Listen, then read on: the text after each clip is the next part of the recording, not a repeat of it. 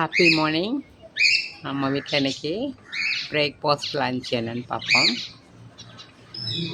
வெண்பொங்கல் நம்ம வீட்டில் பாசிப்பருப்பு போட்டு ரசம் கிடைக்கும் பாருங்கள். சீரகம், மிளகு, இஞ்சி எல்லாம் நெய் விட்டு தாளிப்பு போட்டாச்சு. அப்படியே கொத்தமல்லி தூவிட்டேன். சைடிஷ் இன்றைக்கி தேங்காய் சட்னி. ஒரே ஒரு வரமிளகாய் எண்ணெயில் அப்படியே லைட்டாக பொன்னிறமாக ஆனதும் அப்படியே எடுத்துகிட்டு தேங்காய் பொட்டுக்கல்ல பூண்டு போட்டு அரைச்சிருக்கேன். தாளிப்பு போட்டாச்சு. ரொம்ப நல்லாயிருக்கும். இன்றைக்கி நம்ம வீட்டில் மண் சட்டியில் தான் தக்காளி கடைசல் ரைஸு.